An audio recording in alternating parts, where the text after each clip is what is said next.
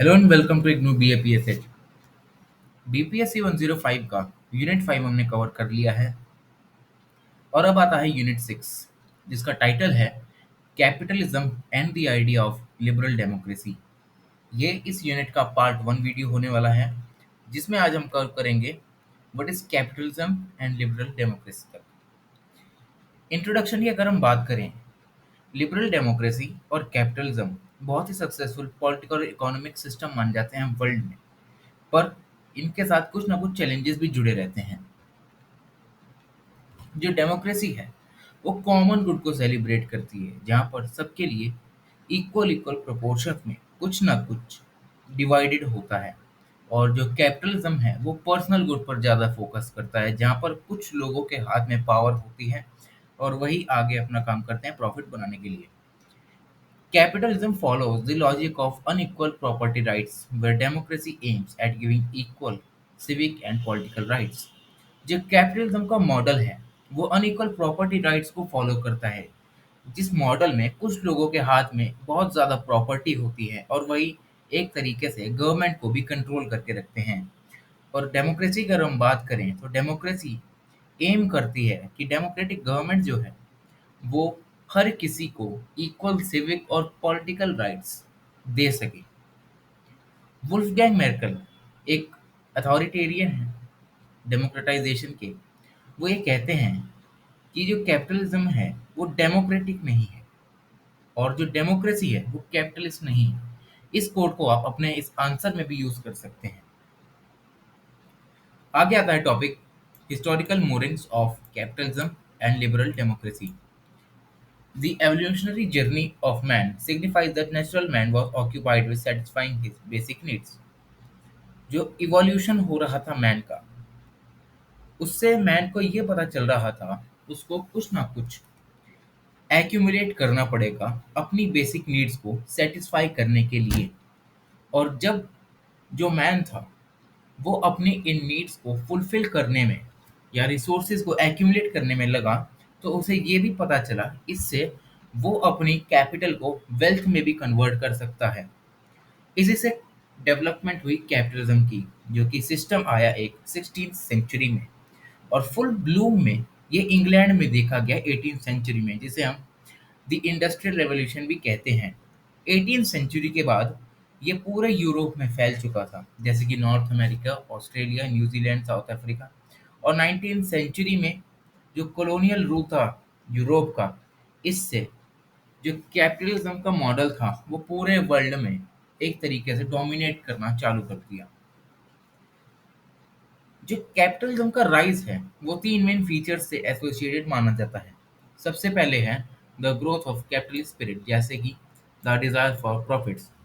जो कैपिटलिज्म का मॉडल है वो प्रॉफिट्स बनाने पर ज़्यादा फोकस करता है, इसीलिए पहला मेजर फीचर यही है इसका कि इससे इसका राइज हुआ, द डिजायर ऑफ प्रॉफिट्स। दूसरा, the accumulation of capital. Capital में एक्यूमुलेशन ऑफ कैपिटल किया जाता है, मतलब हर तरीके की कैपिटल को इसमें एक्यूमुलेट किया जाता है ताकि उससे ज़्यादा से ज़्यादा प्रॉफिट बनाया जा सके। थर्ड है the development of capitalist technique. Capitalist techniques का ज़्यादा से ज़्यादा डेवलपमेंट होना, जिससे जो कैपिटलिज्म का मॉडल है और ज़्यादा डोमिनेट करें और ज़्यादा वेल्थ क्रिएट हो। जो मैक्स वेबर हैं वो ये बिलीव करते हैं कि जो कैपिटलिज्म है वो प्रोडक्ट है रेशनलिज्म का और रेशनैलिटी का, जो कि सिग्निफिकेंट कैरेक्टरिस्टिक है मॉडर्निटी की। The concept of ways labour which emerged in the aftermath of industrial revolution signaled a crucial stage in the development of capitalism। जो कंसेप्ट है वेज लेबर का, वेज वर्कर का, जो कि इंडस्ट्रियल रेवोल्यूशन के बाद एमर्ज हुआ, इसने एक क्रूशियल स्टेज को परफॉर्म किया, जिसकी वजह से जो डेवलपमेंट है कैपिटलिज्म का वो ज़्यादा से ज़्यादा हो सका। It arose from the systematic breakdown of feudalism as a social and economic system and the imposition of wage labor system in its place। Capitalism के राइज होने के पीछे ब्रेकडाउन देखा जाता है फ्यूडलिज्म का, जहाँ पर एक मास्टर और एक स्लेव के रिलेशनशिप को बताया जाता है, जहाँ पर जो स्लेव होता है वो सरप्लस प्रोड्यूस करता है और जो मास्टर है उस सरप्लस से वो प्रॉफिट बनाता है, वो उसको बेच देता है। जब फ्यूडलिज्म का ब्रेकडाउन हुआ कैपिटलिज्म का राइज होना शुरू हो गया और फ्यूडलिज्म की जगह वेज लेबर सिस्टम आ गया। Marx maintained that as capitalism reaches its advanced stage, it will break down because of inherent contradictions and will be overthrown by a proletarian revolution. Karl Marx के according जो एक capitalism है, जब वो अपनी advance stage पर पहुंच जाएगा, वो ब्रेक डाउन होना शुरू हो जाएगा, क्योंकि इसके जो इनहेरेंट कॉन्ट्राडिक्शंस हैं, उन्हीं की वजह से जो प्रोलेटेरियन रेवोल्यूशन है वो होगा और कैपिटलिज्म का डिस्ट्रक्शन हो जाएगा। प्लोरेटेरियन रेवोल्यूशन का मतलब ये है जो कि वेज वर्कर्स होते हैं, जो वर्किंग क्लास होती है, वो जो कैपिटलिस्ट क्लास है उसके खिलाफ एक रेवोल्यूशन करेगी और कैपिटलिज्म को डिस्ट्रक्ट कर देगी। Francis Fukuyama, an American political theorist, declared in his The End of Theory and the Last Man that mankind has reached the end point of ideological evolution. Francis Fukuyama एक American political theorist हैं और वो declare करते हैं अपने एक work में, जो है the end of world history and the last man, उसमें ये कहते हैं कि जो मैनकाइंड है वो आइडियोलॉजिकल इवोल्यूशन की एंड पॉइंट पर पहुंच चुका है और जो कम्युनिज्म है, जो उसका कोलैप्स और सोवियत रशिया में, इससे एक विक्ट्री देखने को मिलती है लिबरल डेमोक्रेसी और कैपिटलिज्म की, जिससे ये दोनों जो कंसेप्ट हैं वो आगे वर्ल्ड को डोमिनेट करते हैं। Democracy today is celebrated as the most successful political systems. Democracy को इस पूरे वर्ल्ड में एक सक्सेसफुल पॉलिटिकल सिस्टम माना जाता है। ये माना जाता है कि इसका प्रैक्टिकली कोई भी कंपटीशन नहीं है।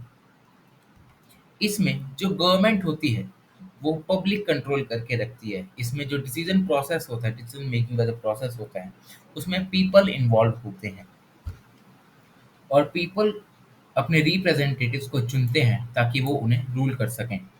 The historical roots of democracy can be traced to the ancient Greek cities of Athens and Sparta, where direct participation of people in the city assembly was encouraged. जो हिस्टोरिकल रूट्स देखेंगे हम democracy की, वो हम ancient Greek cities से कर सकते हैं, जैसे कि एथेंस, जो कि मॉडर्न डे ग्रीस की कैपिटल है, और एक है स्पार्टा, जहाँ पे डायरेक्ट पार्टिसिपेशन होने लगा था सिटी की असेंबली में और उसको एनकरेज किया जा रहा था। पर ग्रीक डेमोक्रेसी में विमेन को रिकॉग्नाइज नहीं किया जाता था और फॉरेन रेजिडेंट्स को और स्लेव्स को, क्योंकि ये लेजिटिमेट पार्टिसिपेंट्स नहीं माने जाते थे इस सिस्टम के। पर अगर हम रिसेंट ईयर्स में देखें, जो आइडिया ऑफ डेमोक्रेसी है वो एक ऐसा सिस्टम बन चुका है। ये माना जाता है कि जो वेस्टर्न वर्ल्ड है उससे इसका ओरिजिन हुआ है। पर अगर हम अपने इंडियन वैदिक लिटरेचर को देखें, जहाँ पर हमें रेफरेंस मिलता है सभा और समिति की प्रैक्टिस का, जहाँ पर जो लोग थे वो डिसीजन मेकिंग के प्रोसेस में पार्टिसिपेट करते थे। और इससे क्या पता चलता है कि ये जो डेमोक्रेसी का सिस्टम है ये वेस्टर्न वर्ल्ड ने नहीं दिया है, ये सिर्फ वेस्टर्न वर्ल्ड के पास नहीं है, ये नॉन वेस्टर्न वर्ल्ड के पास भी रह चुका है, वहां पर भी ये ऑपरेट कर चुका है। Liberal democracy is particularly considered as a product and characteristic feature of modernity. Liberal democracy को मॉडर्निटी का एक फीचर माना जाता है। It came into existence as a result of civil war against royal absolutism and paved the way for the transfer of powers from crown to the parliament। जो liberal democracy का concept आया, वो जब आया जब जो सिविल वॉर थी royal absolutism के अगेंस्ट वो हुई, और उसके बाद जो पावर्स थी वो क्राउन के पास ना रहकर पार्लियामेंट में चली गई। वरना जो क्राउन है वो हमेशा डोमिनेट करके रखता स्टेट को। क्राउन का मतलब वहाँ का जो राजा है या वहाँ की जो क्वीन है वो पूरी गवर्नमेंट को कंट्रोल करेगी। पर जो पार्लियामेंट है उसमें अलग अलग तरीके के लोग आएंगे जो कि अपने ओपिनियंस को रखेंगे और किसी कंसिडरेशन के बाद ही किसी बिल को पास किया जाएगा और वो रूल बना जा सकेगा। पर क्राउन के हिस्से में ऐसा कुछ नहीं होता था, क्राउन जो भी कह दे उसे रूल बना दिया जाता था। Liberal democracy has expanded not only in physical terms but also matured in the terms of meaning. The American and the French Revolution, coupled with the growth of industrial capitalism since the late 18th century, has deepened the role of democracy. जो American और French revolution हुए 18 century में, इन दोनों की वजह से जो democracy की रूट्स हैं वो और ज़्यादा डीपन होती गई, और लिबरल डेमोक्रेसी एक फॉर्म ऑफ गवर्नमेंट के रूप में बाहर आने लगी और डोमिनेट करने लगी। The term liberal may denote two dramatically opposing meanings diametrically. जो लिबरल डेमोक्रेसी है वो उसके दो ओपोजिंग मीनिंग्स निकलते हैं। अगर हम पहली बार में देखें तो हमें ये लगेगा लिबरल का मतलब क्या होता है। लिबरल का मतलब ये होता है कि बाहर से कोई भी रेस्ट्रिक्शंस ना हो, कोई रेस्ट्रेंट ना हो, कोई किसी इंडिविजुअल को टोके नहीं कोई काम करने के लिए। फर्स्ट सेंस में भी ये देखने को मिलता है। Simply mean that absence of restaurant, जो कि नेगेटिव लिबर्टी को रेफर करता है। नेगेटिव लिबर्टी का ये मतलब है कि स्टेट को ये नहीं करना चाहिए ताकि जो इंडिविजुअल है उसकी सेल्फ डेवलपमेंट हैम्पर हो सके। और it can mean that individuals capability to engage in the process of governance and decision making. और दूसरी बार में अगर हम देखें तो हमें ये पता चलता है इससे जो इंडिविजुअल की कैपेसिटी है, जो कैपेबिलिटी है गवर्नेंस के प्रोसेस में एंगेज होने के लिए, वो ज़्यादा एनहेंस होती है। Thus, there are different versions of democracy depending on the meaning and definition. Democracy के हमें अलग-अलग वर्जन्स देखने को मिलते हैं जो कि वैरी करते हैं उसकी मीनिंग, डेफिनेशन, आइडिया कैसा रखता है, लिबर्टी, पर्सनल फ्रीडम और रोल ऑफ द स्टेट। आगे आता है what is capitalism and liberal democracy. Capitalism, as a political, social, and economic system in which property, including capital assets, is owned and controlled by most of the private persons. Capitalism is necessarily an economic system which is driven by individual enterprise to earn profits. जो capitalist system है वो एक ऐसा system है जिसमें जो capitalist assets हैं जैसे पॉलिटिकल, सोशल, इकोनॉमिक, वो प्राइवेट पर्सन ज़्यादा कंट्रोल करके रखते हैं। और इसमें जो इकोनॉमिक सिस्टम होता है वो प्रॉफिट्स को अर्न करने के लिए किया जाता है। Capitalism is an economic system where property and business is mainly owned by private individuals. Private individuals यहाँ के businesses और property को ज़्यादा कंट्रोल करके रखते हैं और ये प्रॉफिट कमाने पर लगी रहती है and relies on principles like private ownership. इसमें private ownership के concept को ज़्यादा स्ट्रेस दिया जाता है। The extent of government intervention can vary with the extreme forms by rejecting government control और capitalism में minimal governmental influence का ध्यान रखा जाता है जिसे हम लेजर फेयर का कंसेप्ट भी कहते हैं, जहाँ पर जो गवर्नमेंट का इंटरफेरेंस है वो कम से कम रखा जाना चाहिए, कैपिटलिस्ट लोग ये कहते हैं। Capitalism is also a system of indirect governments for economic relationships where all markets exist within the institutional frameworks that are provided by political authorities, that is governments. Capitalism एक ऐसा सिस्टम है जो कि indirect governance को ज़्यादा focus करता है, जिसमें जो इकोनॉमिक रिलेशनशिप हैं वो इंस्टीट्यूशनल फ्रेमवर्क्स जो कि पॉलिटिकल अथॉरिटीज और गवर्नमेंट्स जो प्रोवाइड करती हैं उन सब पर नहीं चलता। ये सिर्फ प्रॉफिट कमाने पर या प्राइवेट प्रॉपर्टी या कैपिटल को एक्यूमुलेट करने पर ज़्यादा फोकस करता है। Markets occupy the first level. Capitalism में मार्केट्स पहला लेवल ऑक्यूपाई करती हैं जहाँ पे कंपटीशन होता है। The institutional foundations that underpin those markets are the second. और जो इंस्टीट्यूशनल फाउंडेशन होती है जहाँ पे एडमिनिस्ट्रेटिव रेगुलेटरी इंफ्रास्ट्रक्चर होता है उन मार्केट्स को एडमिनिस्टर करने के लिए वो सेकंड प्लेस पर आते हैं।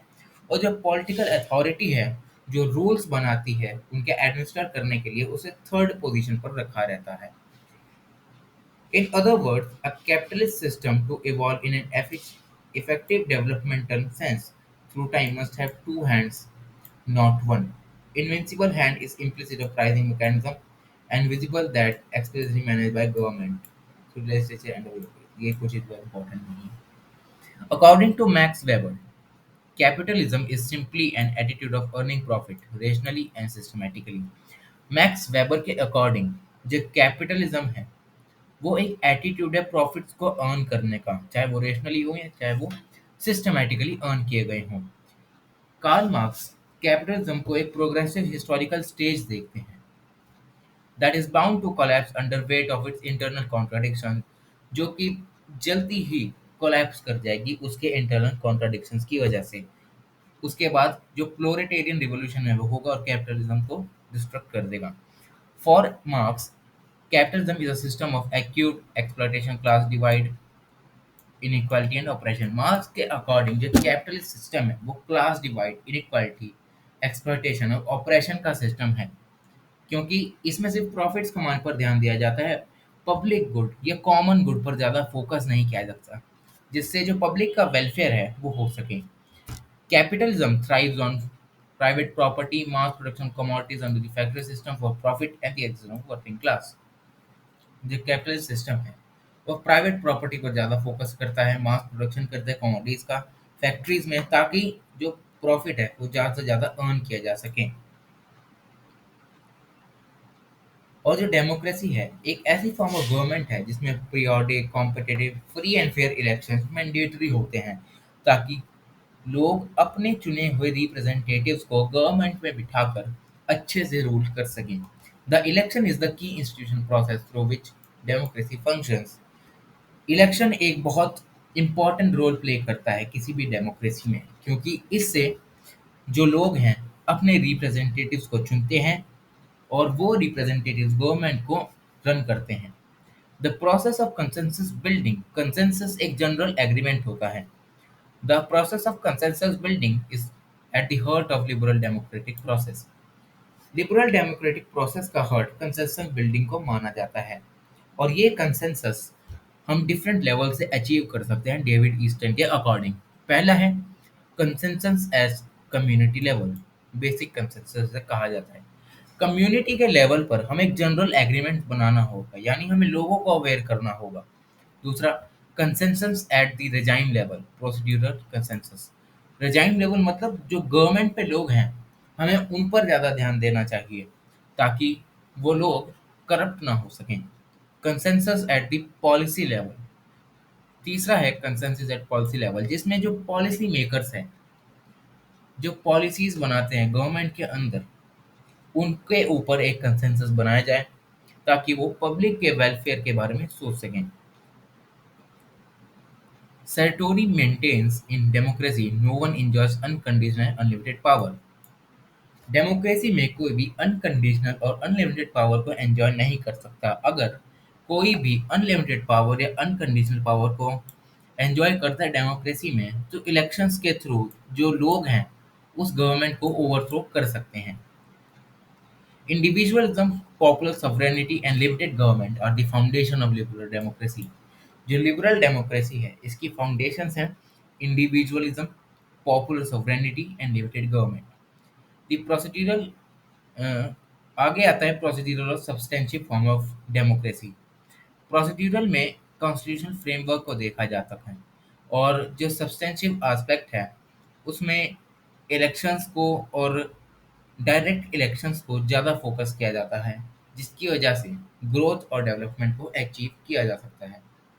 और जो मार्क्सिस्ट क्रिटिक हैं लिबरल डेमोक्रेसी के, वो ये कहते हैं कि जो ये पॉलिटिकल इक्वालिटी है इसमें इकोनॉमिक इक्वालिटी का एब्सेंस रहता है।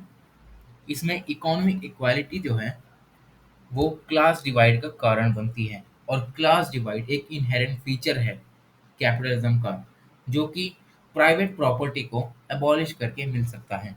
जो सोशल डेमोक्रेसी है वो एम करती है that overthrowing capitalism that gets strength from liberal democracy. Socialist democracy एक एसेंशियल पार्ट मानी जाती है, जो कि एम करती है कैपिटलिज्म को ओवरथ्रो करना, जो कि लिबरल डेमोक्रेसी से अपनी स्ट्रेंथ को पाता है। लिबरल डेमोक्रेसी, कुछ एलाइट थियरिस्ट हैं वो भी उसको क्रिटिसाइज करते हैं, जैसे कि Gaetano Mosca, Vilfredo Pareto, Robert Michels, who point out that in any given society, few elites who tend to rule rather than people at large. ये जो क्रिटिक्स हैं वो ये कहते हैं किसी भी सोसाइटी में जो फ्यू अलाइट्स हैं वो होड़ में लगे रहते हैं रूल करने की, ना कि जो ज़्यादा रूल, जो कलेक्टिव पार्टिसिपेशन होता है वो इसमें नहीं देखा जाता।